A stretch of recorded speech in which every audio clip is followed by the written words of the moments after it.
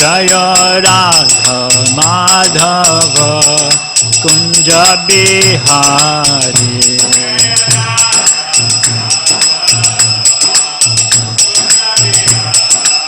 Jai Radha Madhav Kunj Bihari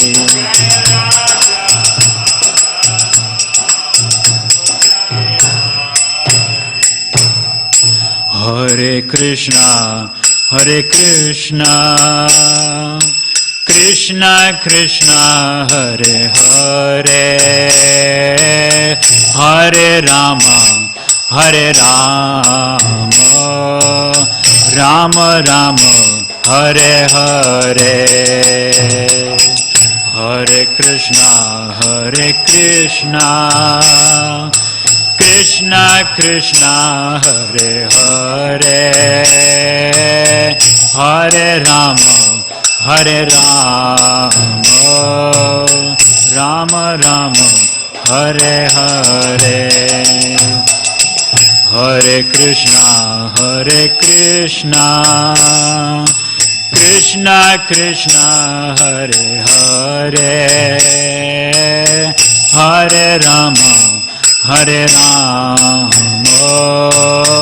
Ram Ram Hare Hare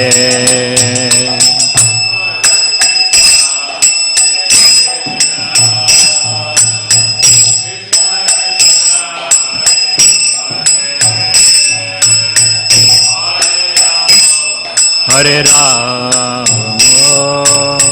Ram Ram Hare Hare Hare Krishna Krishna Krishna Hare Hare Hare Ram Ram Ram Hare Hare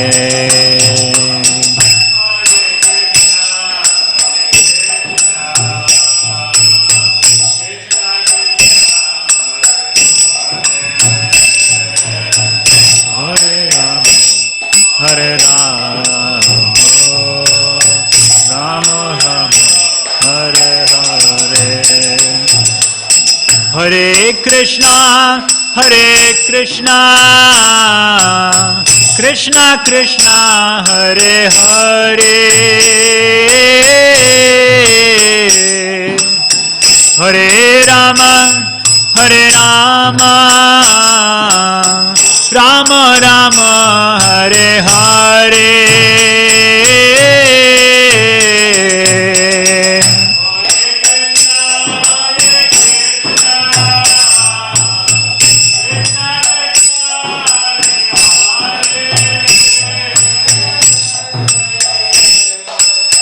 Hare Ram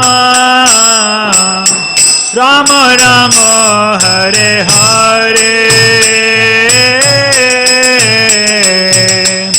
Hare Krishna Krishna Krishna Hare Hare Hare Ram Ram Ram Hare Hare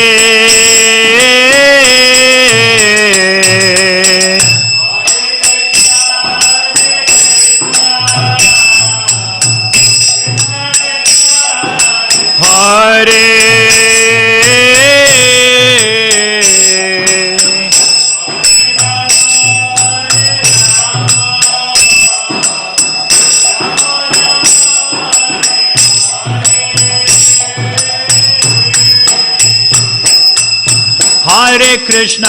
Hare Krishna Krishna Krishna Hare Hare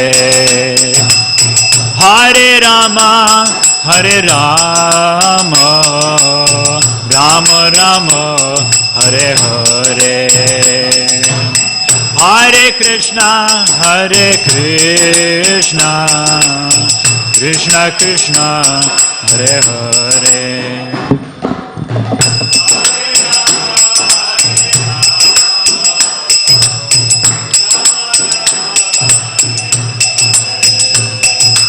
Hare Krishna, Krishna Krishna, Hare Hare, Hare Rama,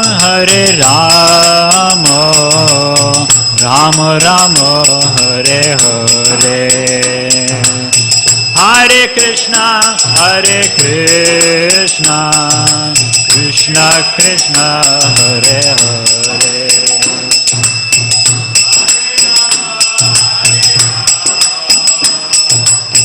Rama Rama, Hare Hare, Hare Krishna, Krishna Krishna, Hare Hare, Hare Rama, Rama Rama, Hare Hare.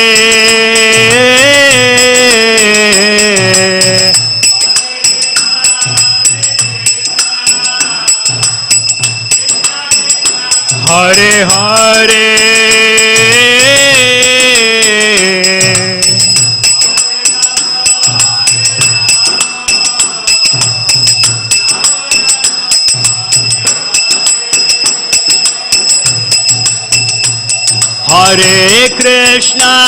Hare Krishna, Krishna Krishna, Hare Hare, Hare Rama, Rama Rama, Hare Hare.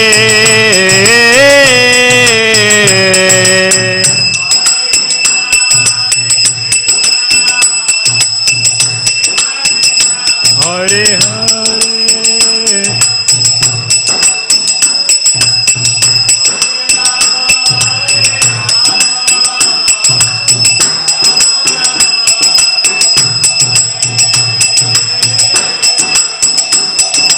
Hare Krishna, Krishna Krishna, Hare Hare, Hare Ram, Ram Ram, Hare Hare.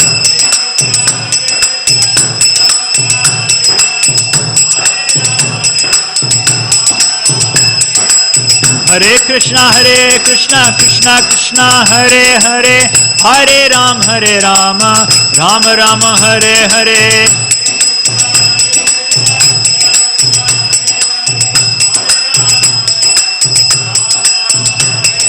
Hare Krishna, Krishna Krishna, Hare Hare, Hare Ram, Ram Ram, Hare Hare.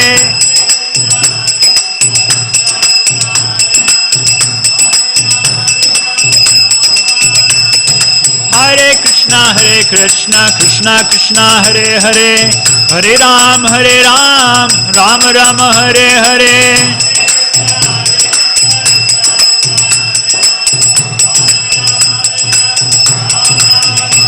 Jaya Radha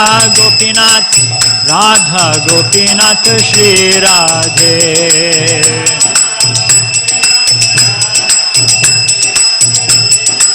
Jaya Prabhupada, Jaya Prabhupada, Jaya Prabhupada.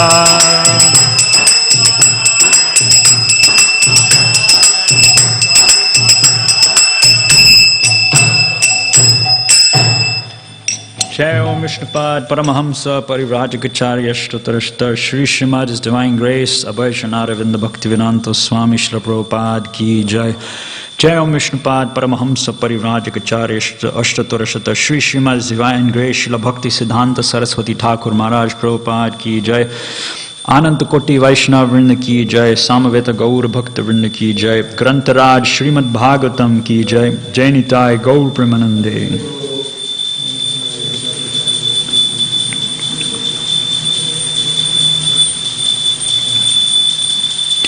Om Namo Bhagavate Vasudevaya. Om Namo Bhagavate Vasudevaya. Om Namo Bhagavate Vasudevaya.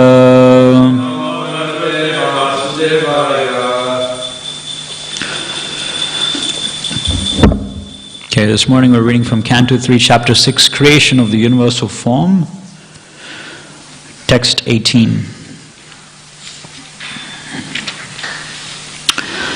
Tvachamasya vinirbhinnam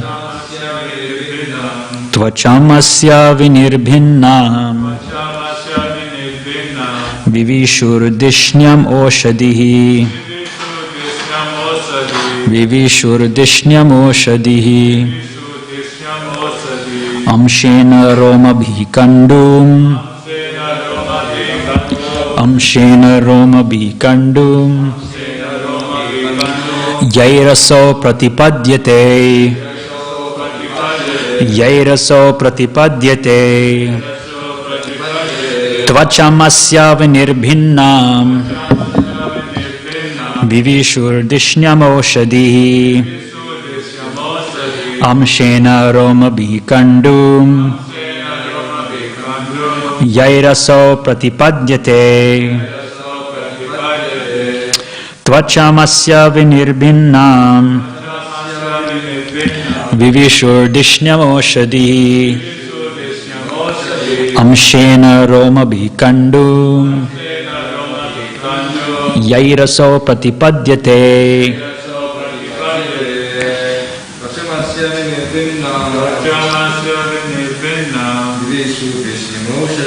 Vivishurdishnyam oshadihi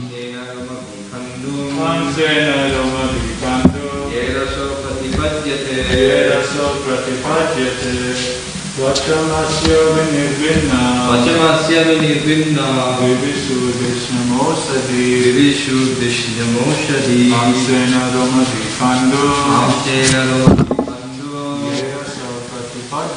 Yairaso pratipadyate Tvacham, skin, asya, of the gigantic form, vinirbhinnam, being separately manifested, vivishuhu, entered, dishnyam, the controlling deity, oshadihi, sensations, amshena, with parts, roma bihi, through the hairs on the body, kandum, itching, yea, by which, aso, the living entity, pratipadyate, experiences.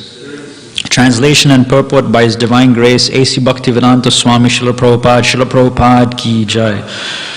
Translation: when there was a separate manifestation of skin, the controlling deities of sensations and their different parts entered into it, and thus the living entities feel itching and happiness due to touch. Purport: for sense perception, there are two principal items, touch and itching, and both of them are controlled by the skin and hairs on the body. According to Sri Vishwanath Chakravarti, the controlling deity of touch is the air passing within the body, and the controlling deity of the hairs on the body is Oshadya. For the skin, the object of perception is touch, and for the hairs on the body, the object of perception is itching. We'll continue, because it was a bit of a short purport. Okay, text 19. When the genitals of the gigantic form separately became manifest, then Prajapati, the original living creature, entered into them, but with his partial semen, and thus the living entities can enjoy sex pleasure. Text 20. The evacuating channel separately became manifest, and the director named Mitra entered into it with partial organs of evacuation. Thus the living entities are able to pass stool and urine. Text 21. Thereafter, when the hands of the gigantic form became separately manifested, Indra, the ruler of the heavenly planets, entered into them. And thus the living entity is able to transact business for his livelihood. Text 22. Thereafter the legs of the gigantic form separately became manifest, and the demigod named Vishnu, not the personality of Godhead, entered with partial movement. This helps the living entity move to his destination. Text 23. When the intelligence of the gigantic form separately became manifest, Brahma, the Lord of the Vedas, entered into it with the partial power of understanding, and thus an object of understanding is experienced by the living entities. Text 24. After that, the heart of the gigantic form separately manifested itself, and into it entered the moon demigod with partial mental activity. Thus the living entity can conduct his mental speculations. Text 25, we'll stop with this one. I'll just read the Sanskrit. Atmanam chasya nirbhinnam abhimano vishatpadam karmanam shena yenaso kartavyam pratipadyate. Translation. Thereafter the materialistic ego of the gigantic form separately manifested itself, and into it entered Rudra, the controller of false ego, with his own partial activities by which the living entity transacts his objective actions. Purport. The false ego of materialistic identity is controlled by the demigod Rudra, an incarnation of Lord Shiva. Rudra is the incarnation of the Supreme Lord who controls the mode of ignorance within material nature. The activities of the false ego are based on the objective of the body and mind. Most persons conducted by the false ego are controlled by Lord Shiva. When one reaches a finer version of ignorance, he falsely thinks of himself as the Supreme Lord. That egoistic conviction of the conditioned soul is the last snare of the illusory energy which controls the entire material world.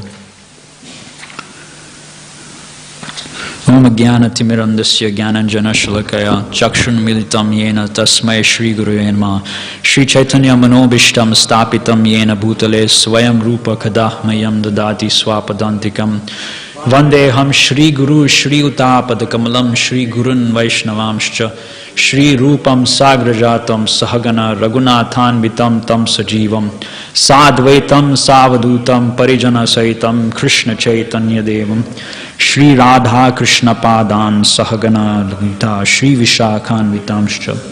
He Krishna Karuna Sindhu Dina Bandho Jagatpate Gopesha Gopika Kanta Radha Kanta Namostute Tapta Kanchana Gaurangi Radhe Vrindavaneshwari Vrishabhano Sute Devi Pranamami Haripriya Vancha Kalpaturubhyascha Kripa Sindhu Bhyevacha Patitanam Pavanebhyo Vaishnavebhyo Namo Namaha. Jai Shri Krishna Chaitanya Prabhu Nityananda Shri Advaita Gadadhara Srivasari Gaura Bhaktivinoda. Hare Krishna Krishna Krishna Hare Hare Hare Rama Rama Rama Hare Hare Hare Krishna Krishna Krishna Hare Hare Hare Rama Hare Krishna Krishna Krishna Hare Hare Hare Rama Rama Hare Hare. Okay, so we're seeing the activities occurring within each universe. Previously to text 18, we saw that the universal form, the Virat Rupa, was acquiring his Gyan Indriyas, right, the knowledge acquiring senses. But from text 18 onwards, or rather from text 19 onwards, yes, but from text 19 onwards, we see that now the Virat Purusha is starting to get his karma indriyas, which are the genitals, the anus, the hands, the legs, and the power of speech. So all these different senses are developing within the Virat Rupa, and the demigods are entering into that particular aspect of the Virat Rupa along with the objects of the senses, and therefore the living entities have the ability to function in that way because the Virat Rupa does. And I think it was Kamsari Sriman Nrsimha Prabhu who was raising a nice topic which Srila Prabhupada often talks about, which is life comes from life. So there's two theories, right? Either you believe in creationism, this universe was created by a controller, by God, and a transcendental existence existed prior to that. Because unless there was some spiritual world where God resided, then how would he be able to create this material world? So some sort of existence has to be there for God initially, for there to be a material world, for him to create the material world. And we see that in our Shastra. We see that Mahavishnu is lying in one corner of the spiritual world, and he creates the material world lying within the spiritual world, the Viraja river. Otherwise, if we don't believe in creationism, then we believe in evolution, where for some reason, for a reason which we don't know, this material universe was created. So they can very nicely describe the effects, and they can describe the causes of these effects, but they can't describe or explain the original, the remote cause for the creation of this universe. And Srila Prabhupada describes this understanding, our ability to understand this life comes from life, is, Srila Prabhupada explains in one of his morning walks, in that book that he's written, Life Comes From Life, relativity of knowledge. The relativity of our ability to understand knowledge depends on two factors. There may be more, but Srila Prabhupada in that context is talking about two factors. The first is the type of body that we have. Right now there's different types of bodies: aquatics, trees, insects, animals, human beings. Right? So the type of body that you have, the type of senses that the body has, the features that the body has, limits the capacity for the jiva within that body to understand its surroundings, to understand his or her surroundings. Take the example of Bharat Maharaj as a deer. Right? In his next life, Bharat Maharaj became a deer. And he was given the special blessings because of the Sukriti he had acquired in his previous life as Bharat Maharaj. The Super Soul had given him the ability to remember his past life. And he was remembering that, I had almost perfected my Krishna consciousness. I reached the stage of bhava, but I fell victim to material attachment to a deer. Now, because he was in the body of a deer, he went to an ashram and he lived his life in the ashram, right? But he couldn't engage in tapasya as a deer.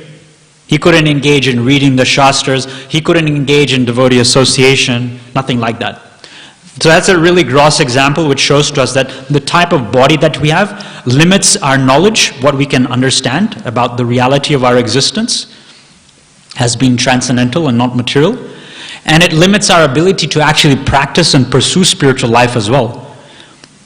Like dogs, fishes, they can't discuss Brahma Vidya. They can't engage in penances and austerities. They're forced helplessly by the laws of nature to act according to their conditioned nature. So that's one thing that Srila Prabhupada says. Our type of body inhibits or limits our capacity to learn transcendental knowledge and to practice spiritual life. The second thing that Srila Prabhupada says is the purity of our consciousness. Right? So there's, even within the human being species, we know there's 400,000 different types of species. And Srimad Bhagavatam, I can't remember which canto it was, but it gives a gradation of the different types of human beings. So it starts with like uncivilized human beings, materialistic human beings, gradually it rises to like karma kandis, then it rises to the jnanis, and then the yogis, and then it comes to the brahmanas, right? So, and then the devotees, the Vaishnavas. So there's a good gradation given. And my Guru Maharaj, oftentimes he states that knowledge, especially when it comes to transcendental knowledge, it's state specific. So it's not like if you're a teacher teaching material knowledge, it doesn't matter what you do in your own private life. Your private life, the qualities that you have in your private life don't have to align with the qualities that you have when you're teaching material subject matter. You can be completely uncontrolled in your private material, life. But when you come before your students in a university or in a school, there you may pose yourself as a greatly learned, self-controlled person who's able to teach and guide other people. So that may be possible in the mature platform, but in the spiritual platform it's not possible. In other words, your private life or your personal life has to exactly dovetail and match with your preaching life. So your achar and your prachar, they have to align together very nicely. And the depth of your realization, what you can understand when you're reading the Shastra, depends on the purity of your consciousness. So the more pure your consciousness is, the more Srimad Bhagavatam, Bhagavad Gita will speak to you and give you more and more realizations that you can apply. So these are two things that we have to understand when we're approaching spiritual knowledge. Now, text 18, it's talking about the manifestation of skin. So skin was manifested on the Virat Purusha and the controlling deities of the skin, which Srila Prabhupada is mentioning in the purport as being air. According to Srila Vishwanath Chakravarti Thakur, the controlling deity of touch is air passing within the body, and the controlling deity of the hairs on the body is Oshadya. Kamsari Srila Prabhu was mentioning yesterday in the Bhagavatam class that the Virat Rupa, the hairs on the body of the Virat Rupa are considered to be the shrubs and the trees, and it is from the trees and the flora on this planet that we get our oshadi, that we get our medicines. So here that translates to the hair which is growing on our body. So the deity which is in control of that is Oshadya. And Srila Prabhupada further says that for the skin, the object of perception is touch. And for the hairs on the body, the object of perception is itching. So when I was reading this, two verses came to my mind. The first one is related to touch, and the second one is related to itching. So the touch one we mentioned, I think last week in Bhagavad Gita, in chapter 5, I think it's text 5.22, 5.21. There, Krishna is telling Arjuna, Yehi samsmarsha jaboga dukkha yona yevate adi antavanta kaunteya na teshu namate buddha. So those who are wise, those who are Buddha, those who are intelligent in spiritual life and devotional life, they don't participate in interacting. The word uses sparsha, which literally means touch. They don't engage their senses. They don't allow their senses to touch with the objects of the senses. Now we may say that only the skin can touch, but no, the eyes can touch as well. So when your eyes are looking at form, right? There's a connection between the eyes and what you're looking at, the form that you're looking at. So your eyes are touching that which they're looking at. When you're smelling, your nose is in contact with smell. So your nose is smelling that which you're looking at, that which you're smelling. So that connection in that verse in Bhagavad Gita, the word uses sparsha, so literally touching. And they don't engage in using their material senses to touch the material sense objects because they understand adi antavanta kaunteya, that they have beginning and an end. And Srila Prabhupada mentions in the purport there, he quotes Rishabdev, I think, Nayam deho deho bhajana loke kashtan kaman arhati vid bhujamye. Then what is it? Tapo divyam putrakani yena satvam brahma sokyam yasmat brahma. What is it? Shudyad yasmat brahma sokyam tvanantam.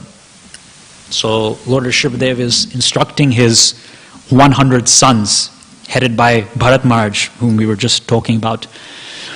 And the other 9 of these sons were actually the great Mahabhagavats, the Nava Yogendras, who later on in Canto 11 instruct Maharaj Nimi in pure devotional service. So instructing them, don't engage in sense gratification, because the pleasure derived from sense gratification is a pretty heavy verse. This is available even to the creatures who are eating stool. So the pigs and the hogs, they're eating stool. So whatever sense pleasure is available to them, we have that as well. So in sense life. So the same level of enjoyment is available to both. So therefore he advises transcend beyond that and engage in tapasya, to taste, to come in contact, to sparsha, to touch with Brahma Sokyam. Brahma Sokyam means the bliss and the satisfaction that the soul experiences in contact with the spiritual existence. To Anantam. And this is eternal. This is ever existing. It's Satchit Ananda. So that's in regards to touch. So if you look at the Sanskrit to text 18, the word used is kandum. Kandum means itching. So another famous verse spoken by, right, we know, Prahlad Maharaj, at the time when Hiranyakshipu had just been torn apart by Lord Nrsimhadev, and he was very angry, very ferocious. He was roaring because of how this demoniac personality was treating his dear devotee, Prahlad Maharaj. And at that time, various different demigods, they went up to Lord Nrsimhadev and tried to pacify him. Even Lakshmi Devi, she went up, but she was not able to. So then Prahlad goes, and it's explained in Srimad Bhagavatam that Lord Nrsimha, he mercifully touches Prahlad Maharaj, the 5-year-old boy, on the head, and he blesses him with Brahma Vidya. And after that, Prahlad Maharaj is able to recite glorious prayers that we are reciting to this day. And the same thing happened in Dhruva Maharaj's case as well, if you see. When Dhruva Maharaj, he met Prishnigarbha. Then Prishnigarbha, he touched Dhruva Maharaj on the head with his conch shell. And then Dhruva Maharaj started glorifying Lord Krishna, Lord Vishnu. So one of the verses which Prahlad Maharaj is stating there in his prayers to Lord Nrsimhadev is Yan Maitunadi Grihamedi Sukham Hitucham Kanduyaneva Karayor Iva Dukkha Dukkham.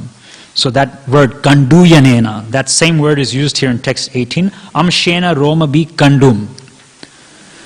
Tripyante Neha Kripana Bahu Dukkha Baja Kandutivat Manistijam Vishaheta Dhira. So it's a very instructive verse for everyone. It's talking about lust in its most grossest form, which is sex desire, which is the attraction that we all have, that the conditioned souls have to enjoy with the opposite sex. And Prahlad Maharaj, the young 5-year-old boy who's just been enlightened in Brahma Vidya, he starts to tell everyone, to instruct everyone, that we should not fall for this attraction. We should not fall for this attraction for our own sense gratification. Instead, we should learn to tolerate this. Why? Because it's just like an itch. It's just like an itch. And Srila Prabhupada, again, I remember my Guru Maharaj talking about a time when Srila Prabhupada was explaining this verse, right? A very graphic way that Srila Prabhupada explained this verse. He explained that if a mosquito comes and lands on your arm, it bites your arm, and then you flick it away. And then after some time, it gets itchy. Your arm gets itchy.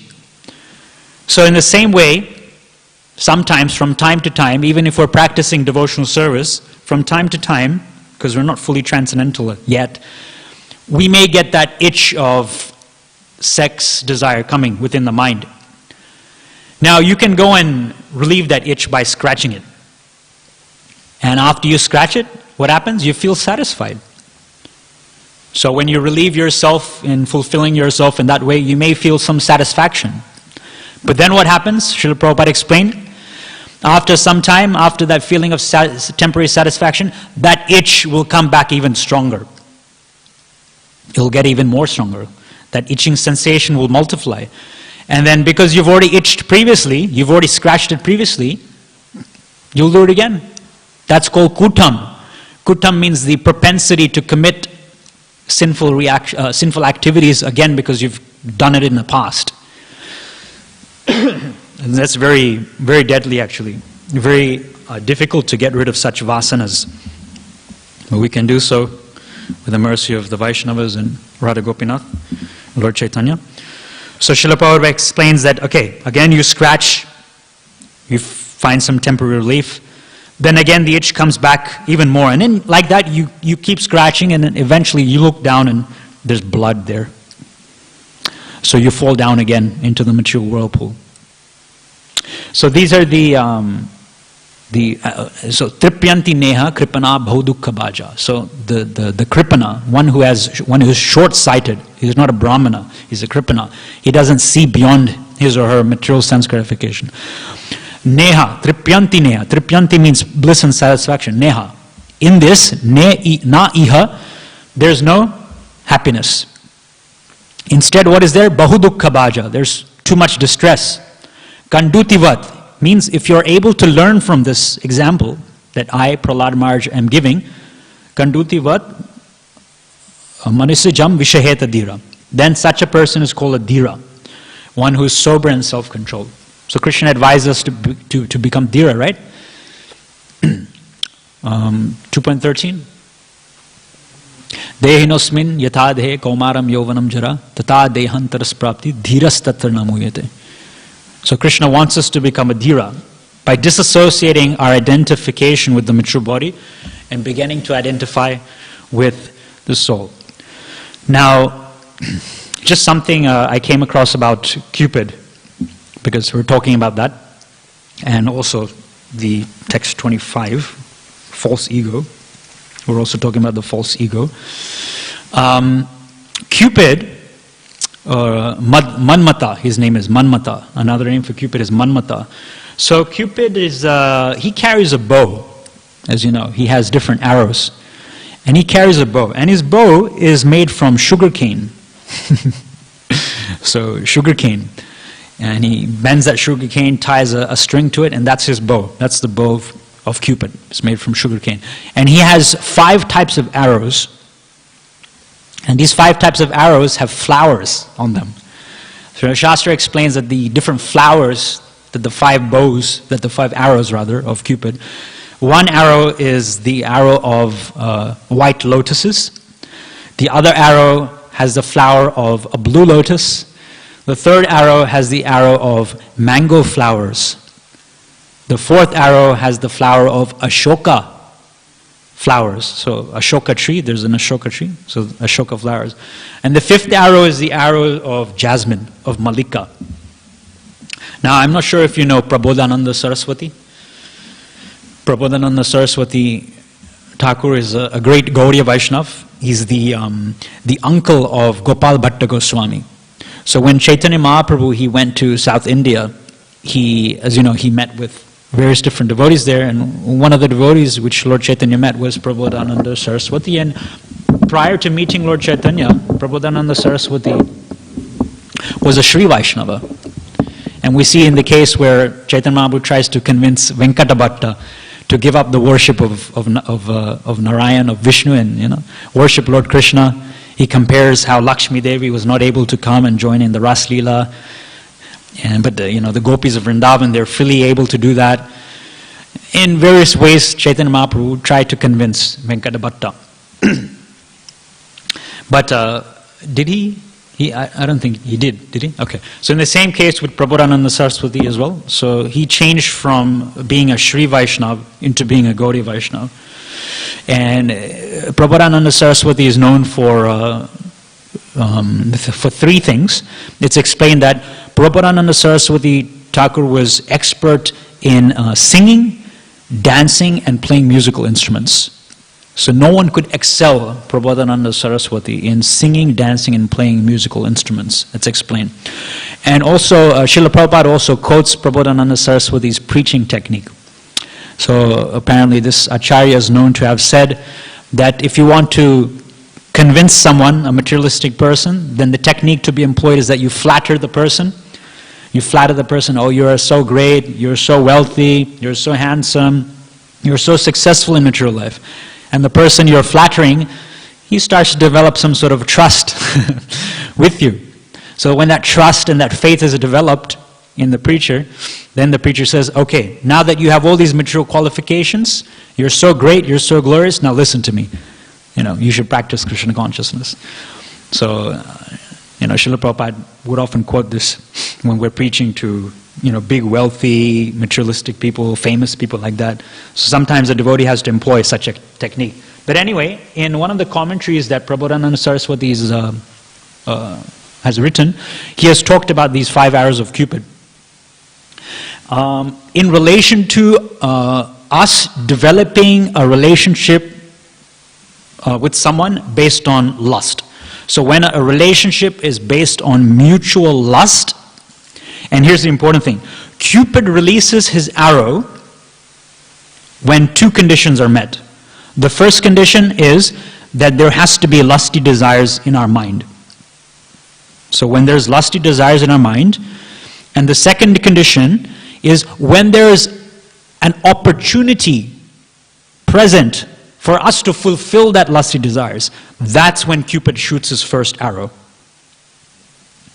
Okay, so first of all, lusty desires have to be in our mind, and secondly, whenever there's an opportunity, a potential opportunity created for us to be able to fulfill those lusty desires, that's when, at that opportune moment, Cupid, he releases his first arrow. And Prabodhananda Saraswati explains that the first arrow which Cupid releases is called infatuation.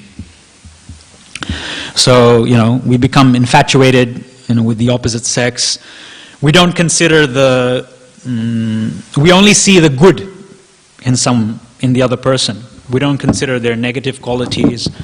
We don't do an opportunity cost analysis or anything like that. We only consider the good things. In this way, we become infatuated, we become blinded.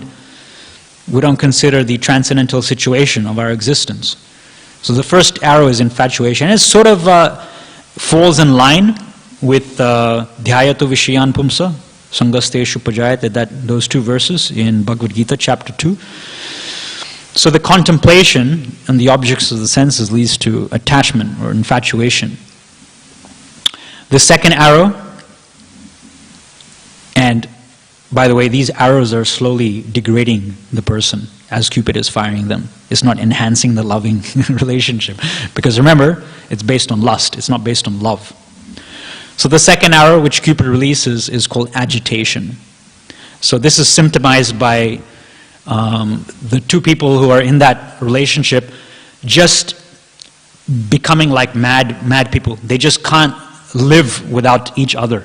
They just become so agitated in each other's absence. So first is infatuation, then the next intense variety of infatuation is agitation. We get agitated. We just have to be with them. If we're not in that situation where we're fulfilling our lusty desires with the other person, we get agitated in our mind. We lose control. Then the third arrow that Cupid shoots is called the burning of the heart. So the burning of the heart means that, because in that verse, Dhyato Vishayan Pumsa, if our lusty desires are not fulfilled, what happens? What comes? What arises? Anger arises, right? So the burning of the heart is like that anger which arises because of unfulfilled material desires. When we are blinded by lust, and Bhagavad Gita explains it's like a raging fire which is never fulfilled. We may think that if I fulfill my lust, it'll go away, it'll subside. But it's just like that itch, it just comes back again. It's like a raging fire. So Krishna says to Arjuna in the last chapter, in the third chapter, at the last verse of Bhagavad Gita, he says you have to defeat this enemy with the sword of transcendental knowledge. That is the remedy. Knowledge is very important. So the burning of the heart means that we enter a relationship, a lusty relationship, with the desire that this person will fulfill me and satisfy me in so many n number of ways. And what happens? The reality is, because they have an agenda and you have an agenda, right? There's no selflessness, there's no love, it's lust. So then anger arises. And this is known as the burning of the heart, dissatisfaction. The fourth arrow that Cupid releases is called dryness. So that taste, initially, rasovarjam, that we wanted to taste when we entered that relationship with the other person, it starts to fade away, it becomes dry. Now, according to statistics, the buzz around a material relationship, it dies down after about 17 months. So for the first, 17 or 13, I can't remember. Do you remember? What is it? Guru Maharaj says in lectures, he says, I think it's 17 months. It is 17 or 13 months. Anyway, after a year. So we expect something, and then after a year, that the dryness starts to come in. Of course, if it's a spiritual relationship in which both, the wife or the husband is coming together to serve Krishna, then the joy experienced in that relationship increases with each passing day. But if it's devoid of Krishna consciousness, then it becomes stale. And this dryness is characterized by the people in the relationship starting to become depressed, high blood pressure because of fighting and so many different things, divorces, all that sort of the gross results of being agitated, being that burning the heart, the gross manifestation of that comes out as dryness. Finally, the last arrow that Cupid shoots to seal the deal is called destruction. And that's when people in such relationships, sometimes they may give up their lives, they may commit suicide because of being dissatisfied in a material relationship. They may even go to the extent of murdering and harming the other person. Like, it brings to my mind of a picture, I think it's in Srimad Bhagavatam, might be in Bhagavad Gita. It's one of the old pictures that devotees have drawn, but it shows a man and a woman, they're walking down the street and they exchange glances with each other, and then the next sub-picture shows that now they're in a relationship, and then they're going to some restaurant and they develop a relationship. And then another picture shows, the man comes and he sees that woman who he had a relationship, she's now with someone else, and he gets angry. And then the devotees have drawn a picture of a gun, right? So apparently he takes the life of this woman because he's envious and jealous that now she's with someone else. So this is known as destruction, and this is a result of mature relationships. And these are the 5 arrows that Cupid shoots. And they're related to this sensation of itching and touch. So that's what I was relating it to. So Cupid has no effect on devotees. And Cupid certainly doesn't have effect on Supreme Personality of Godhead. Like Narayana Rishi, right? So Indra, he became scared that this Narayana Rishi, he didn't know who he was. He thought it was just another sage. He didn't know it was the personality of Godhead. He thought that he was doing tapasya to usurp Indra's position. So then Indra decides to send Kamadev, Cupid, along with a host of apsaras and the wives of the demigods to try to bewilder Narayana Rishi. And what happens? As soon as they come and they start performing their show, Narayana Rishi, he just laughs, he just smiles. And by that laughing, they become very shy and embarrassed. And he starts to exhibit from within himself a whole host of apsaras, like transcendental apsaras, whose beauty is many manifold times greater than the beauty of, the apsaras which Indra is sending. And just to embarrass them further, he says, okay, you can choose one of these apsaras which I'm manifesting from me. And she will be the crest jewel in your heavenly assembly. So out of them, they choose Urvashi, who is said to have appeared from the thigh of Narayan Rishi. Another example which comes to mind is that of Lord Shiva. So we know that Lord Shiva burnt Cupid, because at that time what was happening is, I think the demon's name was Tarakasur, and he had 3 sons, and they became known as the Tripurasuras. So they were the asuras which ruled these 3 great cities. And this was a really bewildering situation for the demigods. They were very scared, so they approached Brahma. And this Tarakasur, who was the father of these 3 demons, he was a devotee of Lord Shiva, actually, as the demons usually are. They're devotees of Lord Shiva. So he had a boon that Lord Shiva would not be able to, or Lord Shiva would not harm him. Lord Shiva would not be able to kill him. Same with like Banasura as well. We see with Banasura as well. So the Brahma said that Lord Shiva won't be able to destroy Tarakasur, but Lord Shiva's son would be able to. So Brahma advised Parvati to go to approach Lord Shiva to beget a son. To seduce Lord Shiva and to beget a son. So Brahma employed the help of Cupid, of Kamadev. And you can imagine how scared Kamadev would have been, right? Because Lord Shiva is there in meditation. He's like, he hasn't been moving for like days, years, I don't know. Just in a trance in Kailash.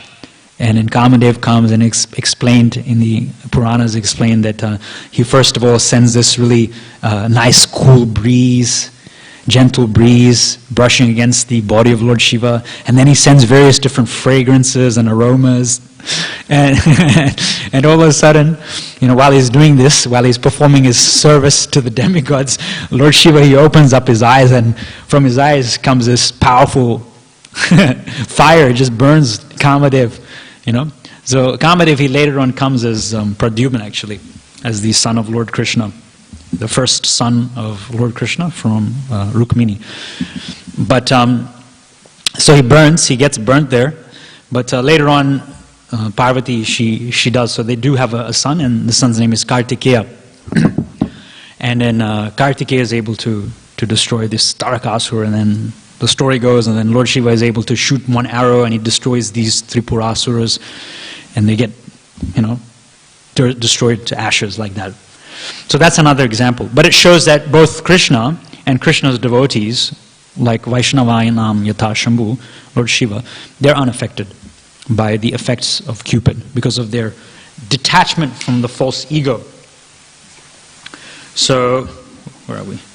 So we don't have too long. I'll just finish with one story, because sometimes when we're thinking of this creation, it gets bewildering, right? Like, how do we put faith in this? How do we understand this? Because the general materialistic tendency is that if I can understand something, okay, that's in the mind. If I can understand in my mind, okay, I might put some faith in it. But if I can't see something empirically, if I can't empirically experience something with my senses, with my gyanendriyas, then I won't put faith in it. Okay, if I can't see something, I don't believe in it. At least I have to be able to theoretically understand this. That's why we have branches of theoretical physics and quantum mechanics and all that sort of stuff as well, which is largely based on speculation. Right? So I came across a nice story, and it just shows about how we should put faith in Krishna, because we don't understand how Krishna is working. So actually this story reminds me of another movie which I had watched as a Karma. It's called Behind Enemy Lines, of some US soldier, some Air Force person. He gets shot down by the enemy, and he parachutes down into enemy territory. I'm not sure if you probably have seen that, but then he has to make his way, extradite himself outside of this enemy territory, and the soldiers are like looking for him. So the situation is similar. In this story, a soldier is fighting with the enemy, and he gets wounded, and then he starts retreating from the battlefield. And these soldiers are coming, like a whole group of soldiers is coming to look for this soldier, this enemy soldier, who is retreating away from the battlefield to try to kill him. And they're coming with their guns and so many other things. And he's limping, but he's trying to run away as fast as he can. He's trying to run away. And all the time, he has some faith in God. So he's praying to God, please help me in this situation. It's a very frantic situation, very desperate situation, because I'm already injured, and these soldiers, they're just coming, they're just in the distance. And they're coming with their guns, and they're gonna kill me. So he runs around, and he comes to a place where there's like a lot of different caves. And he goes into one cave, hoping that, the enemy soldiers won't find him. So as he's intensely praying to God, please help me, please protect me here. Please send me someone, please send me something to protect me in this fearful situation. So he goes into this dark cave, and he lies down in this cave, and he starts to just pray. I hope they don't come here, I hope they don't kill me. And he can hear them, they're approaching, they're in the distance, maybe like 100 meters away, they're coming. And they're shooting into the sky with their guns just to try to scare him, just to try to bring him out from wherever he's hiding. And in the cave, what he does is that he turns on the light, like a matchstick or a torch or something, and he sees there's nothing in the cave except for a spider. So he thinks, okay, what's going to happen? How is the spider going to save me? So as he's thinking like that, the spider actually starts to weave a web, a cobweb. In the next 10-15 minutes, while these soldiers are coming, the spider starts to weave a cobweb. And this cobweb, it covers the entrance to the cave. And he sees in the distance that these soldiers are coming and they're going into these other caves. And they're turning on their torchlights and they're just randomly shooting their bullets into the cave. But then one of the enemy soldiers, he comes to the cave in which this person is in. And he's just about to go into the cave, but then he thinks, he can't have gone into this cave, because if he would have gone into this cave, then the cobweb would have been, broken. But since it's not broken, then there's no one in this cave, so let me not bother looking into this cave. So he skips that cave and he keeps on walking. So it was a very nice story when I read that. I just thought that, sometimes we're in situations, or in this situation, we're learning about this, but sometimes it just doesn't make sense how Krishna's creating all these different elements. It doesn't make sense. But we have to put faith in Krishna. Like this soldier, he put faith in Krishna. And sometimes we don't understand how Krishna's going to enlighten us, how Krishna's going to protect us. But if we put faith in the acharyas, if we put faith in Srimad Bhagavatam, and as the point I was making before, that knowledge is state-specific, we have to put our faith in something or someone.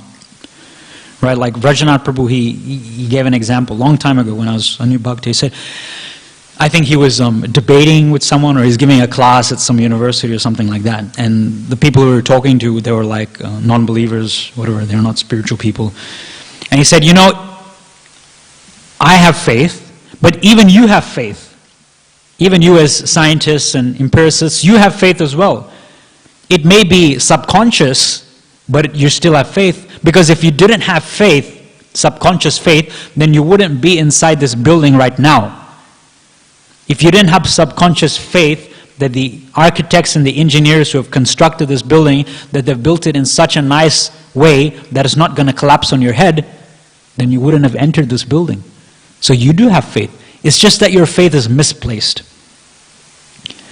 So it's just about moving our faith by putting it into what we read from the materialistic people, like scholars and all that sort of stuff, to placing it into the hands of the acharyas and pure devotees, someone like Shukadev Goswami. And if we see Shukadev Goswami's achar and we see Shukadev Goswami's prachar, they're both exactly the same. So we can judge by not only what knowledge that the person is giving, but their characteristics as well. And we see that with Shukadev Goswami. When Shukadev Goswami was approaching the sages on the banks of the Ganges, just by his demeanor, the great sages who had assembled there, they were able to tell that this person is a great personality. But sometimes when we look at material people, we may not get that same understanding. But by practicing Krishna consciousness, as Srila Prabhupada said, previously my disciples, they were, they didn't have a luster, and they're like addicted to so many sinful habits. They're hippies, they're smoking and drinking. But now by practicing Krishna consciousness, they've become like Vaikuntha residents. So we also have that opportunity to follow in the footsteps of great devotees like Shukadev Goswami. Okay, we'll finish here. Thank you very much. Grantaraj Srimad Bhagavatam ki jai, Srila Prabhupada ki jai.